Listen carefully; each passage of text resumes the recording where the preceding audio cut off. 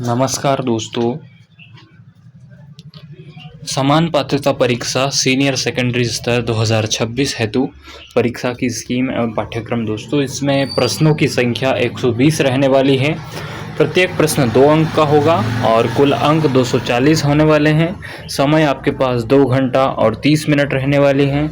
यहाँ पर राजस्थान का इतिहास, राजस्थान की कला एवं संस्कृति, भारत का भूगोल, राजस्थान का भूगोल और राजस्थान के विशेष संदर्भ में भारतीय राजनीतिक व्यवस्था, राजस्थान की अर्थव्यवस्था, दैनिक विज्ञान, तार्किक विवेचन एवं गणित, समसामयिक घटनाएं, जन स्वास्थ्य, कंप्यूटर की जानकारी, सामान्य हिंदी एवं अंग्रेजी। इसके साथ ही दोस्तों नोट दिए हुए हैं कुछ। सभी प्रश्न बहुविकल्पीय होंगे तथा सभी प्रश्नों के अंक समान होंगे। तो यहाँ पर दिख रहा है आपको, सभी प्रश्नों के अंक समान होंगे।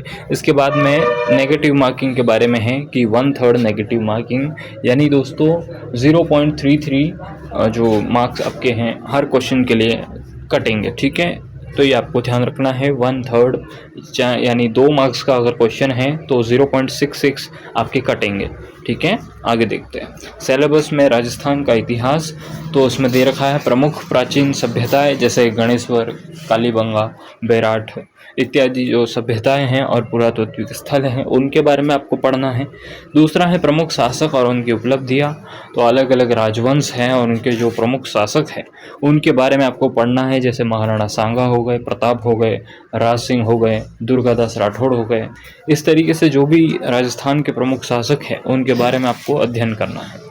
1857 का विद्रोह है, उसके बाद में किसान आंदोलन, जनजातीय आंदोलन, प्रजामंडल आंदोलन और राजस्थान का एकीकरण जो कि 7 चरणों में हुआ दोस्तों। फिर प्रमुख ऐतिहासिक व्यक्तित्वों के बारे में आपको पढ़ना है। बारठ परिवार हो गया, इस प्रकार के जो भी व्यक्तित्व हैं जिन्होंने योगदान दिया है उन्हें आपको पढ़ना है। तो यही बात इंग्लिश में लिखी हुई है। Major ancient civilisation and archaeological sites, prominent rulers and their achievements, the revolt of 1857, peasant movement, tribal movement, Prajamandal movement and the integration of Rajasthan, prominent historical personalities.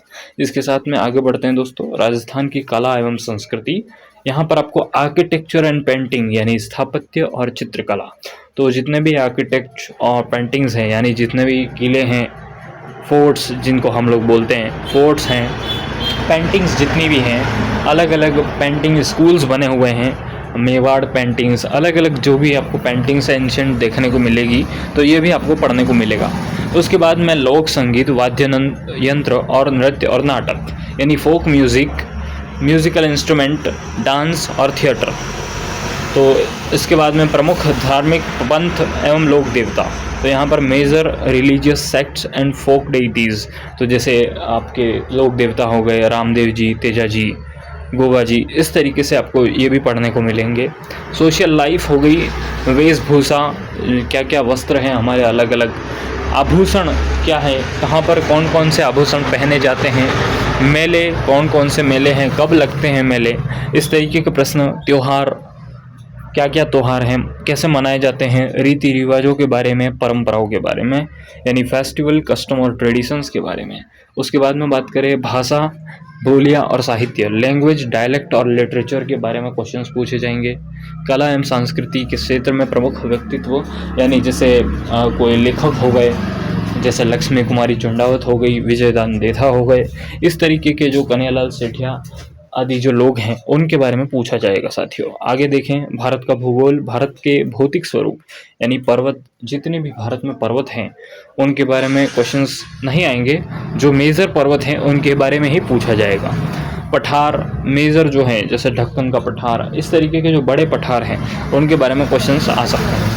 मरुस्थल की बात करें तो भारत में जो थार का मरुस्थल है विशाल, उसी के बारे में ज़्यादातर पूछा जाएगा। मैदान की बात करें तो गंगा का मैदान, इस तरीके से जो क्वेश्चंस है वो आएंगे। प्रमुख नदियाँ गंगा, कावेरी, गोदावरी, इस तरीके से इन पर क्वेश्चंस बनेंगे। बांध, झीलें और सागर। उसके बाद में बात करें वन्य जीव एवं अभयारण्य, आपदा प्रबंधन और जलवायु परिवर्तन, यही बात इंग्लिश में लिखी है ज्योग्राफी ऑफ इंडिया में। Physical features of India, mountain, plateaus, deserts and plains, major rivers, dams, lakes and oceans, wildlife and sanctuaries, disaster management and climate change. साथियों, राजस्थान के भूगोल की बात करें तो राजस्थान के प्रमुख भौतिक स्वरूप यानी फिजिकल जो फीचर्स हैं राजस्थान के, जैसे 4 भागों में राजस्थान को बांटा जाता है जलवायु प्रदेश की जो दृष्टि से, तो वो हम लोग पढ़ेंगे। जलवायु दशा यानी क्लाइमेटिक कंडीशंस, प्रमुख मृदाएं यानी सॉइल्स के बारे में, नदियां, बांध और झीलें यानी रिवर, डैम्स और लेक्स के बारे में, प्रमुख प्राकृतिक जो संसाधन हैं जैसे मिनरल्स हो गए, खनिज हो गए, फॉरेस्ट रिसोर्सेज, वन संपदाएं, कौन कौन से भाग पर कौन कौन सी वन संपदाएं किस जिले में ज़्यादा हैं, किस में कम हैं, इत्यादि जो प्रश्न हैं। जल संसाधन से संबंधित है, वाटर रिसोर्सेज, कहाँ पर कौन कौन सी नदियाँ कितना हेक्टेयर में जो है फैली हुई हैं, इस तरीके के क्वेश्चंस आ सकते हैं। पशु संपदा की बात करें तो पशु रिपोर्ट आएगी 2020 जो 19-20 की थी, वो आ सकती है। लाइव स्टॉक के बारे में, वन्य जीव अभ्यारण्य एवं संरक्षण, जनसंख्या, अभी साथियों 2011 की जनगणना जो है वही पूछी जाएगी, तो सेंसस 2011, पॉपुलेशन, वहीं से आपको distribution, growth, density, literacy and sex ratio के बारे में, वितरण, वृद्धि, घनत्व, साक्षरता और लिंगानुपात के संबंधित प्रश्न। उसके बाद में प्रमुख जनजातियाँ यानी कि डामोर, गरासिया, मीणा, भील, सांसी, कथोड़ी जनजाति और हमारी सहरिया जनजाति, इन सभी के बारे में क्वेश्चंस पूछे जाएंगे, मेजर ट्राइब्स। फिर बात करें राजस्थान में पर्यटन, तो विभिन्न पर्यटन स्थल जो है, प्रमुख मंदिर हो गए, प्रमुख किले हो गए, प्रमुख मंदिर, प्रमुख किले, प्रमुख जो बावड़ियाँ हैं, इत्यादि जो प्रश्न हैं वो भी यहाँ पर राजस्थान में पर्यटन में पूछे जा सकते हैं। राजस्थान के विशेष संदर्भ में भारतीय राजनीतिक व्यवस्था में भारतीय संविधान की प्रकृति, प्रस्तावना, उद्देशिका, मौलिक अधिकार एवं राज्य के नीति निर्देशक तत्व यानी जो इंडियन कॉन्स्टिट्यूशन है उसकी नेचर है ना, introduction, fundamental right, directive policies of state principle, इस तरीके के जो क्वेश्चंस हैं। भारतीय राजनीतिक व्यवस्था में राष्ट्रपति के बारे में, यानी आज तक सभी जितने भी राष्ट्रपति हुए वो उनसे संबंधित अनुच्छेद जो संविधान में होते हैं, प्रधानमंत्री, जितने भी प्रधानमंत्री हुए और उनसे संबंधित जो आर्टिकल्स हैं, जो धाराएं यानी अनुच्छेद हैं संविधान में 74, 75, ये सभी पूछे जाएंगे। मंत्रिपरिषद यानी काउंसिल ऑफ मिनिस्टर्स, संसद, पार्लियामेंट और सुप्रीम कोर्ट यानी उच्चतम न्यायालय, निर्वाचन आयोग यानी इलेक्शन कमीशन, इन सभी से रिलेटेड क्वेश्चंस भी आपको पूछे जाएंगे। राजस्थान की राजनीतिक एवं प्रशासनिक व्यवस्था में राज्यपाल यानी गवर्नर के बारे में, चीफ मिनिस्टर मुख्यमंत्री के बारे में, राज्य विधानसभा यानी स्टेट लेजिस्लेटिव असेंबली के बारे में, उच्च न्यायालय यानी हाई कोर्ट के बारे में, आरपीएससी यानी राजस्थान लोक सेवा आयोग, राजस्थान पब्लिक सर्विस कमीशन के बारे में, राजस्थान इलेक्शन कमीशन यानी राजस्थान राज्य जो निर्वाचन, एसईसी स्टेट इलेक्शन कमीशन जो है राज्य निर्वाचन आयोग, उसके बारे में पूछा जाएगा। राज्य सूचना आयोग यानी स्टेट इंफॉर्मेशन कमीशन के बारे में, स्टेट ह्यूमन राइट्स कमीशन के बारे में यानी राज्य मानव अधिकार आयोग, राज्य का मुख्य सचिव यानी अभी कौन है वो भी पूछा जा सकता है कि वी श्रीनिवास जो है अभी के मुख्य सचिव हैं। इस तरीके से क्वेश्चन पूछे जा सकते हैं आपसे। जिला प्रशासन कैसे चलता है, जिला प्रशासन के बारे में विभिन्न जानकारियाँ पूछी जा सकती हैं। उसके बाद में यानी डिस्ट्रिक्ट एडमिनिस्ट्रेशन हो गया, चीफ सेक्रेटरी हो गया। उसके बाद में स्थानीय स्वशासन एवं पंचायती राज, तो यहाँ पर 73 जो आपका कॉन्स्टिट्यूशन अमेंडमेंट था वो पूछा जा सकता है। और लोकल बॉडीज़ की जो ऑर्गेनाइजेशन है वो कैसे काम करती है, लोकल सेल्फ गवर्नमेंट और पंचायती राज कैसे राजस्थान में स्टार्ट हुआ, कैसे नागौर में स्टार्ट हुआ, पंडित जवाहरलाल नेहरू ने स्टार्ट किया था, ये क्वेश्चंस बेसिकली पूछे जा सकते हैं।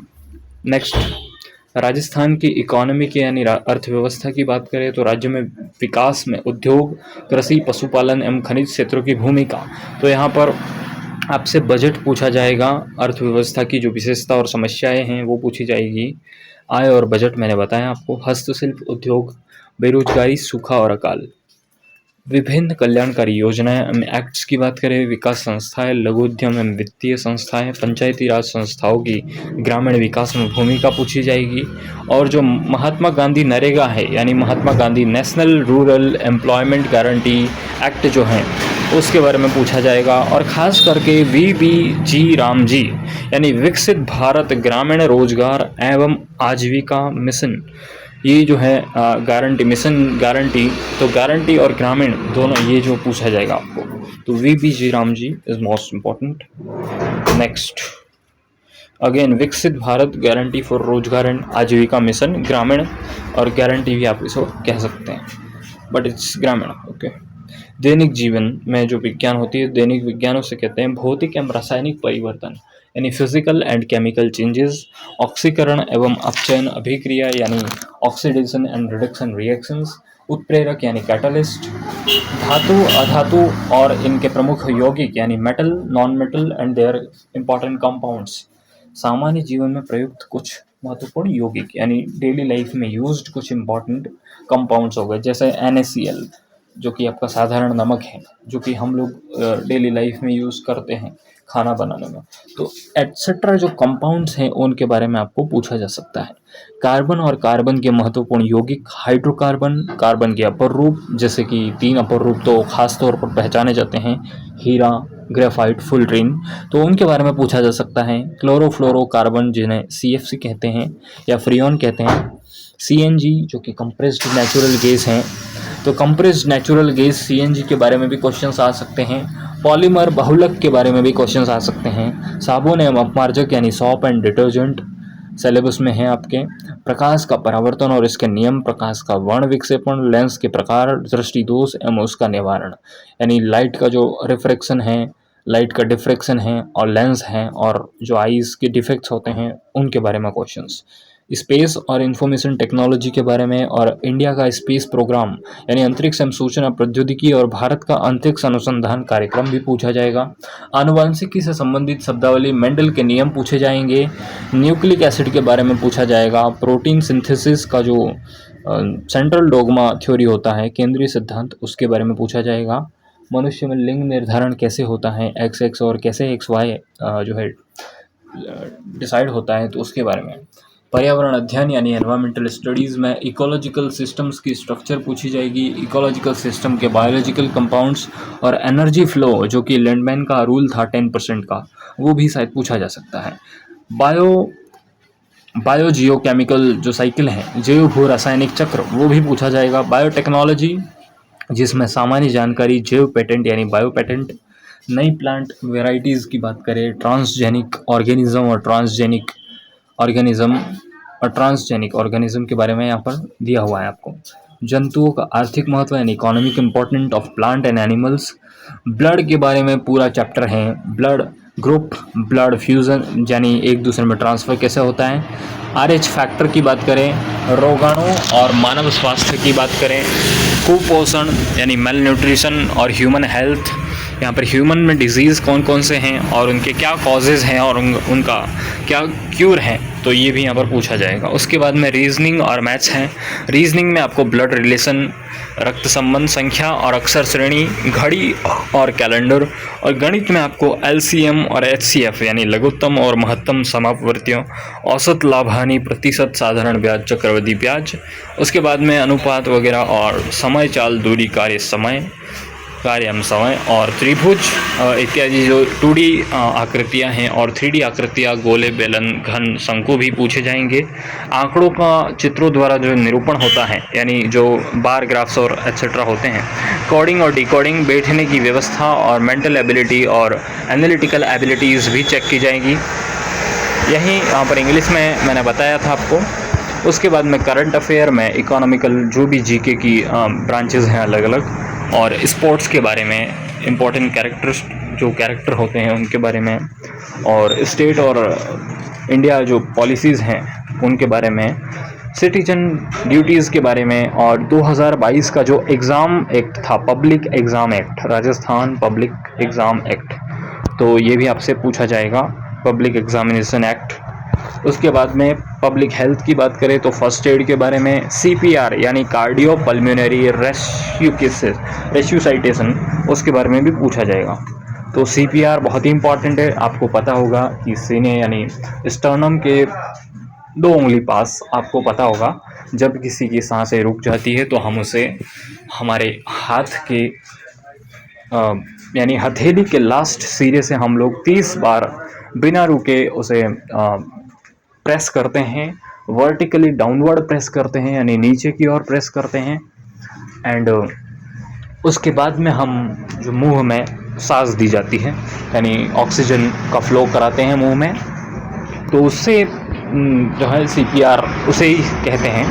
Types of drugs abuse and measure to prevent it, यानी नशीले पदार्थों के दुरुपयोग और उनसे बचाव के उपाय। तो नशीले पदार्थ कौन कौन से हैं, उनके क्या क्या दुरुपयोग हैं, उनसे कैसे बचा जा सकता है, इस सब के बारे में। Physical and mental fitness of youth यानी युवाओं के शारीरिक और मानसिक स्वास्थ्य। सोशल मीडिया की लत से संबंधित स्वास्थ्य जोखिम एवं निवारक उपाय। दोस्तों आप लोग देखते होंगे कि कई लोग सोशल मीडिया में एडिक्ट हो जाते हैं 24 आवर, तो उसके लिए आपको हेल्थ अवेयरनेस पता होनी चाहिए। कंप्यूटर नॉलेज में कंप्यूटर का जो विशेषताएं हैं, उपयोग हैं, मेमोरी है, फाइल सिस्टम, इनपुट आउटपुट के बारे में, MS office, Word, Excel, PowerPoint के बारे में, और हिंदी बेसिक है। ग्रामर दी हुई है जो कि आप देख रहे हैं दोस्तों, ग्रामर दी हुई है।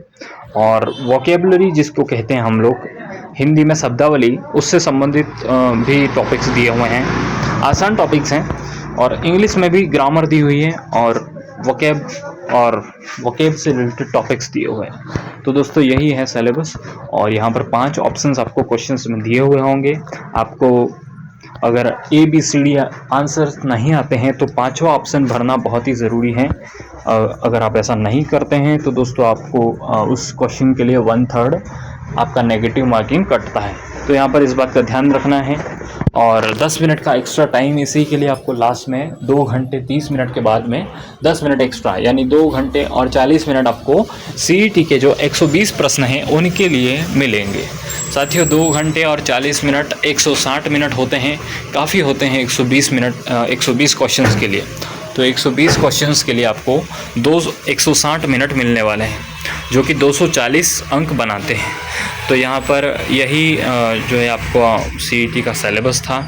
साथियों समय काफ़ी हो चुका है, तो हम लोग स्ट्रेटजी की अगली वीडियो में डिस्कस करेंगे अगर आप लोग चाहते हैं। और तैयारी की बात करें, बेसिकली मैं बता देता हूँ आपको, तो आप राजस्थान GK अगर पढ़ना चाहते हैं साथियों, तो आप RBSC की जो बुक्स हैं उनसे राजस्थान GK स्टार्ट कर दीजिए। 6 to 10th की RBSC की बुक्स लीजिए और उनसे राजस्थान GK को डे बाय डे जो है आप स्टार्ट कर दीजिए, ताकि आप राजस्थान GK अच्छा कर पाए। हिंदी इंग्लिश के लिए, हिंदी के लिए आपको पता होगा ऑल राजस्थान फेमस राघव प्रकाश जी की बुक, यानी जो राघव प्रकाश जी लिखते हैं वो हिंदी की बुक बेस्ट हैं। उसके बाद में इंग्लिश की बुक 2 किताबें हैं, एक ल्यूसेंट की किताब है वो भी अच्छी आती है, और इंग्लिश के लिए BK रस्तोगी लिखते हैं RS के लिए, तो वो भी एक बेटर बुक है। फिर कंप्यूटर की बात करें तो दोस्तों RSCIT की बुक मेरे हिसाब से इनफ हो जाएगी, बिकॉज़ मैंने भी एग्ज़ाम्स कहीं क्लियर किए हैं तो मुझे पता है। तो कंप्यूटर के लिए आप RSCIT बुक कर लीजिएगा। करंट अफेयर्स आप न्यूज़पेपर पढ़ लीजिएगा, और बाकी मैथ्स और रीजनिंग के लिए 10वीं तक की जो किताबें हैं वो काफ़ी है। रीजनिंग के लिए भी पिछले साल की जो CET के पेपर हैं उसमें जो रीजनिंग के क्वेश्चन आए थे वो काफ़ी होंगे। विज्ञान 10वीं तक की पढ़ लीजिएगा आप, इतना काफ़ी हो जाएगा दोस्तों। और इंडिया की जो पॉलिटी और ज्योग्राफी है उसके लिए NCERT की बुक्स 10वीं तक भी अगर आप देख लेते हैं और 11th-12th में स्पेसिफिक टॉपिक्स को देख लेते हैं तो दोस्तों इतना काफ़ी होगा। फिर भी अगर आप कहते हैं कि सर स्पेसिफिक जो है आप CET को लेकर के रणनीति का वीडियो बनाइए, सुदर्शन चक्र वीडियो बनाइए, तो आप लोगों के कमेंट पे डिपेंड करता है कि मैं वीडियो अपलोड करता हूँ या नहीं। तो साथियों आप लोग कमेंट करते रहिएगा ताकि मैं आगे की जो स्ट्रेटजी वीडियो है वो अपलोड कर दूँ। थैंक यू साथियों।